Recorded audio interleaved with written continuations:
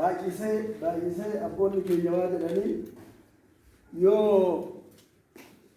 nu godhu biyyee isin abbaa biyyaa jedhan abbaa biyyaa haganaa qabnaa waa inni galanni isaa ta'u abbaa biyyaa haganaa nuyi an taarika tarakkab an taarika hojjat daa'imman kan abbaa biyyaa ta'u daa'imman kan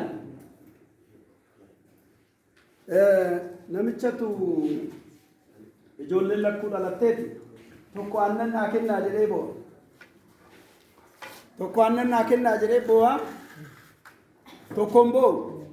maaliif boon boochuu jennaan maal isaa yoo qicannaa qicanii jedhe anamma bultii waa'ee rakkinaa abboonni keenya dubbatti waan irra deebi'u tokko hin qabu waan isaan dubbatan bulchiisa gaarii dhabuun inuun dubbatina nu akka aanaa keenyatti aanaa sireetitti namni tokko silxaana 5 qaba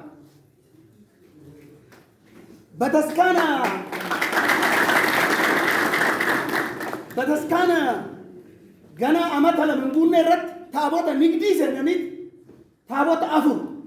taabota 3 taabota 2 kana abbaa kafalu jira isin jinjiraatoo maqaasaa yaama gaafa taabota finnu birri ummata redeema dhugaan imaan kana dhugaadha bakka hagana nu miidhaa jiran bulchiisa gaarii dhabuun hagana gizee tokko warri shawaa kun boo wayiitti gara keenya dhufaniiti baay'een pirootentaasii ta'e mammiruu nafseen teenya yoo ibiddattan gubattu ta'e isinti gaafatamaa anaan jedhan maali jennaan qoonqa keenyaan nun barsiisne isin jettaniituma numa wajjin waan tokko nuun hin jettanii han dhufu nurratti afaan sidaamaatti naasaa waa'ee sidaamaan beeynu gobbaanin kiyya tokkos meeboo akkamii kidaan irratti maalitti jirtii jennaan maal okkoon sobsiisinaan 15 sanbateen takkan jirti farsamu dhuguufan dhaqaan waan mashiitu quban qabu hagana rakkinni jira nama keenya kanaan barsiisneen beeynu qoonqa kanaan dubbanneen beeynu eenyuun nu dubbisa bulchiisa gaarii rakkina guddaa nurra jira kanaaf bulchiisni hin taane nurraa dhaabatu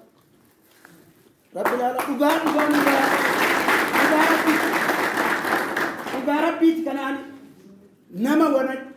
nama eenyutu saba eenyutu abboota eenyutu tuquun barbaada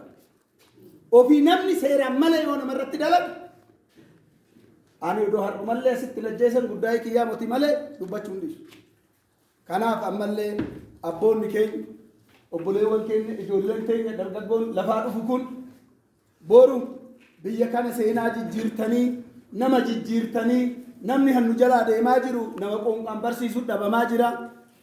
mee taarika aanarraa dhiisa to'i godina irratti biiroo banaa to'i mee qoonqa oromifaatiin waraqaa xaafamee achi keessa jiraate ani itti gaafatu injiru eenyutu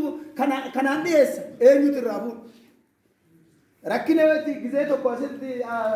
godina kanarratti gizee torba deddeebine baftee dhabne maa irratti illee nu arrabsanii nu ari'an erfa nu arrabsitanii nu ariitani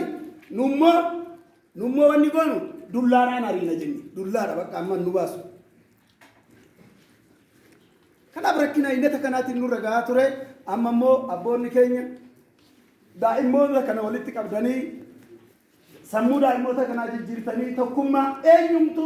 obboleessi kee Sidaamaa yoo ta'e Oromoo yoo ta'e Tigree yoo ta'e eenyumtu Oromoon hammataadha eenyumaan jibbu kanaaf wal taanee nama tokko taanee wal qabannee qoonqa keenyaan haa barannu